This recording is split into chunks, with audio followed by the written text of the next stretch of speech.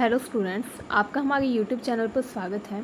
आज इस वीडियो में हम पढ़ने वाले हैं क्लास 6 की बुक साइंस के चैप्टर 1 के बारे में, जिसका नाम है food, where does it come from. इसमें हम पढ़ेंगे कि हम जो खाना खाते हैं, जो हम फूड इंटेक करते हैं, लेते हैं तीनों टाइम, वो कहाँ से आता है। ठीक है, अब आपको ये तो पता है कि फ़ूड की हमें ज़रूरत क्यों होती है। फ़ूड की हमको नीड होती है एनर्जी के लिए, इसके अलावा ग्रोथ के लिए, डेवलपमेंट के लिए हमारी बॉडी के, है ना। अगर हम फूड नहीं लेंगे तो हमारी बॉडी जो है उसकी ग्रोथ नहीं हो पाएगी एंड हमें एनर्जी नहीं मिलेगी अपने day to day daily routine के काम करने में। ठीक है, तो एनर्जी के लिए भी हमें फूड की रिक्वायरमेंट होती है। इसके अलावा फूड की रिक्वायरमेंट हमको पावर के लिए होती है, अपनी पावर, अपने स्टेमिना को इंक्रीज़ करने के लिए। ठीक है, अब हम इस चैप्टर में मुख्यतः पढ़ने वाले हैं कि फूड जो होता है, खाना, वो हम कहाँ से प्राप्त करते हैं, कहाँ से हमें फूड मिलता है जो कि हम खाते हैं। देखिए, जो फूड होता है ये कई सोर्सेज होते हैं, जैसे कि एनिमल सोर्स, प्लांट सोर्सेज, है ना। उन सोर्सेज के बारे में आज हम पढ़ेंगे जिनसे हमें फूड प्राप्त होता है। इससे पहले ये जान लीजिए कि जो भी हम डिश बनाकर खाते हैं उसमें जो भी प्रोडक्ट्स डलते हैं, जो भी रॉ मटेरियल यूज़ होता है, उसको इंग्रेडिएंट्स कहा जाता है। क्या कहा जाता है? इंग्रेडिएंट्स। इंग्रेडिएंट्स जो है इनका यूज़ किया जाता है खाने को टेस्टी बनाने के लिए। जैसे कि आपको पता है अगले टाइम में जब आदिवासी हुआ करते थे तो क्या करते थे, वो खाने को कच्चा खा लेते थे, कच्चे फल खाते थे, कच्ची सब्जियां खाते थे, कच्चे जानवरों को खा लेते थे शिकार करके। बट जैसे जैसे आग का आविष्कार हुआ, देन उन्होंने आग में उसको पका कर खाना शुरू किया, बट उसमें उनको टेस्ट नहीं आता था।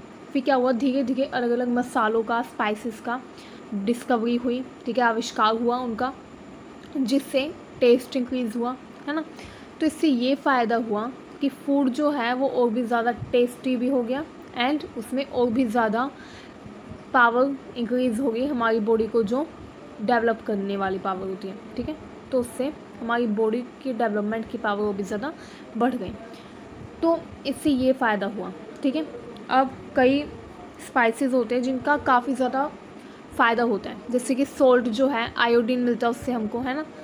तो इस तरह से काफ़ी फ़ायदेमंद होती है ये चीज़ें, स्पाइसेस भी, जो कि टेस्ट भी ऐड करते हैं एंड फूड के अंदर न्यूट्रिशंस को भी ऐड करते हैं। ठीक है, तो इसलिए काफ़ी इंपॉर्टेंट हो जाता है।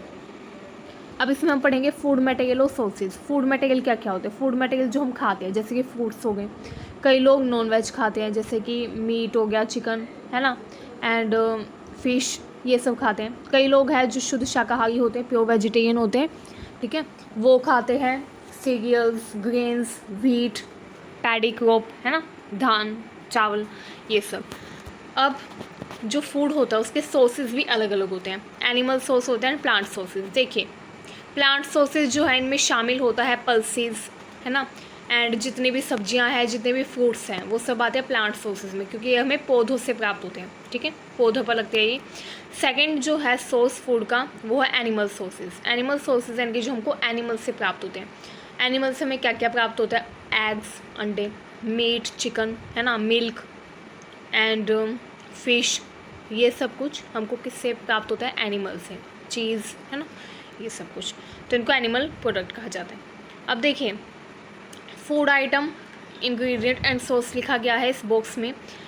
कुछ भी खाने की चीज़ बनाने के लिए उसमें कुछ इंग्रेडिएंट डालने होते हैं। मैंने बताया था आपको, कोई भी खाना, कोई भी रेसिपी प्रिपेयर करने के लिए हमको जिन जिन आइटम्स की, जिन जिन पदार्थों की ज़रूरत पड़ती है, जो हमें उसमें ऐड ऑन करने होते हैं, उनको ही इंग्रेडिएंट्स कहा जाता है। अब वो क्या क्या, जैसे इडली बनाने के लिए चावल की ज़रूरत होती है, उड़द की दाल की, सॉल्ट, वाटर, इन सब की। चिकन बनाने के लिए chicken, spices, ghee and water, इनकी ज़रूरत होती है। खीर बनाने के लिए मिल्क और राइस की ज़रूरत होती है, शुगर की ज़रूरत होती है ना, तो इन सब की। ये देखिए, सोर्स क्या होते हैं फूड ग्रेन के।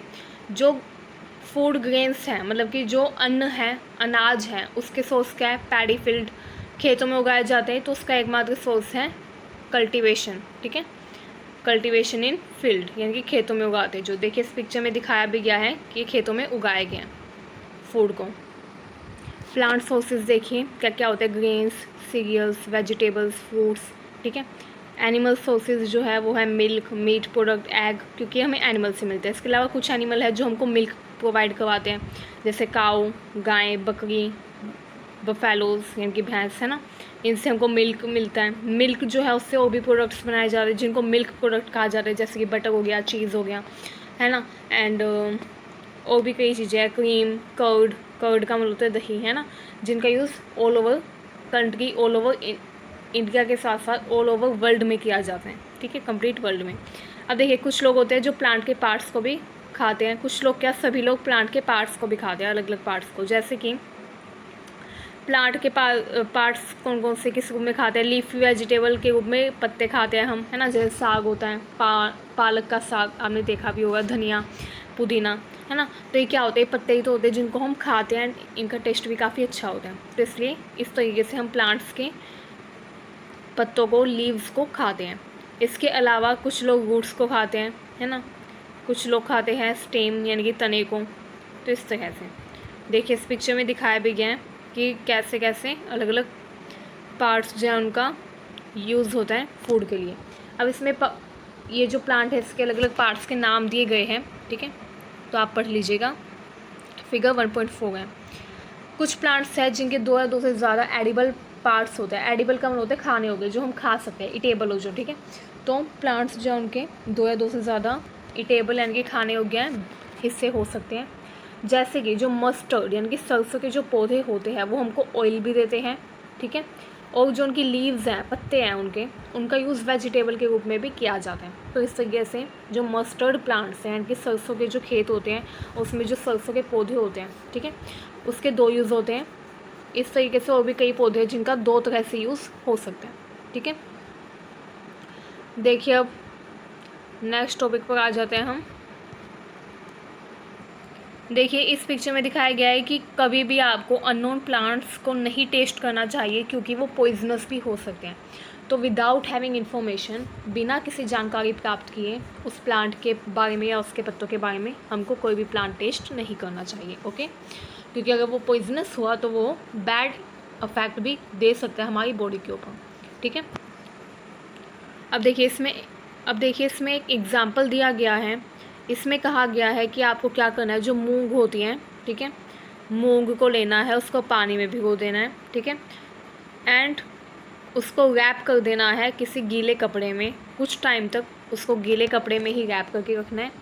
आफ्टर सम डेज़ जब आप देखेंगे तो उसमें से वाइट रंग की एक आकृति आपको दिखाई देगी, ठीक है, कि वाइट कलर की एक शेप जो है वो उसमें से निकल गई है, जो मूंग आपने भिगोई है।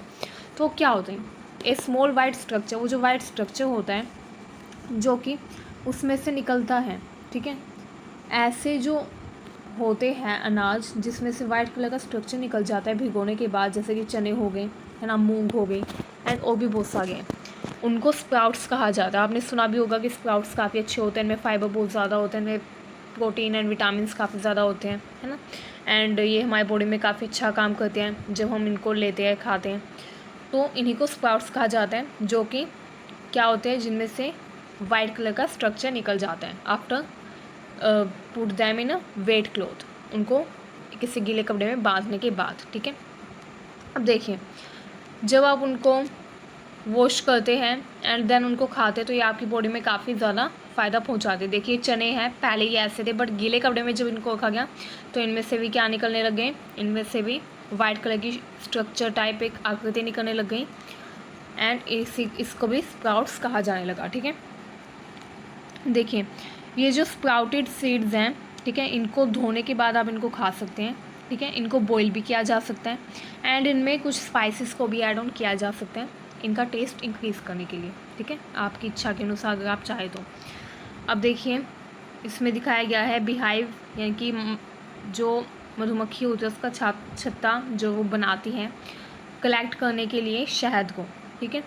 तो बीज यानी कि मधुमक्खियाँ जो है वो बिहाइव बनाती है, वो उसी में रहती हैं, ठीक है, उसके आसपास वो बज़ यानी कि भिनभिनाती रहती है ताकि कोई हो उसमें से आगे शहद को ना चुरा ले। अब देखिए जो बीज होती हैं यानी कि मधुमक्खियाँ, वो स्वीट जूस कलेक्ट करती है फ्लावर्स यानी कि फूल, जो पेड़ पौधों के फूल होते हैं, फ्लावर्स होते हैं, उनमें से नेक्टर यानी कि स्वीट जूस वो कलेक्ट करती हैं एंड देन उनको बिहाइव में ले जाती हैं एंड उनको कन्वर्ट कर देती है हनी के रूप में, शहद के रूप में, एंड स्टोर करके रखती है उसमें, ठीक है।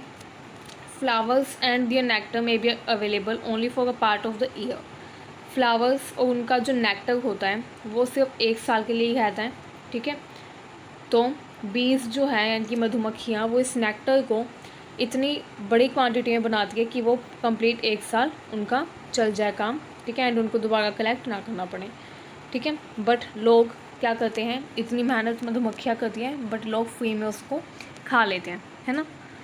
तो ये सही है या गलत आप कमेंट बॉक्स में लिख के बताइएगा कि मेहनत कर रही है मधुमक्खियाँ एंड खा गई है इंसान फ्री में, है ना। तो ये आप बताइएगा हमें। नेक्स्ट देखिए, what do animals eat. Animal क्या खाते हैं, आपने कभी सोचा है। अब आप बोलेंगे कि एनिमल तो कई चीज़ें खाते हैं। कुछ एनिमल होते हैं जो मीट यानी कि नॉनवेज खाते हैं, कुछ एनिमल होते हैं जो वेजिटेबल्स खाते हैं, है ना, जैसे गाय हो गई, बफेलो चारा खाते हैं कुछ, है ना। तो अब जानते हैं कि एनिमल्स कैसे क्या खाते हैं। ये देखिए, इसमें बताया गया है कि कुछ एनिमल जो हैं वो दूसरे एनिमल्स को खाते हैं, कुछ एनिमल्स जो हैं वो वेजिटेबल्स खाते हैं। बफेलो इनकी भैंस घास फूस खाती है, ऑयल केक, ठीक है, ग्रेन्स ये सब खाती है, भूसा चारा, है ना। हे का मतलब होता है भूसा, ग्रास का मतलब होता है घास, ठीक है, ग्रेन का मतलब होता है अनाज। तो ये सब कौन खाती है, भैंस। गाय भी यही खाती है। कैट जो है वो छोटे एनिमल्स को खाती है, जैसे चूहों को, है ना। बर्ड्स को भी खा लेती है कैट, अगर उनको मिल जाए कोई बर्ड। मिल्क को भी कौन का खाती है, मिल्क को कैट खाती नहीं है, सॉरी पीती है। कैट जो है उसका फेवरेट होता है मिल्क। कैट मिल्क को बहुत ही मज़े से पीती है।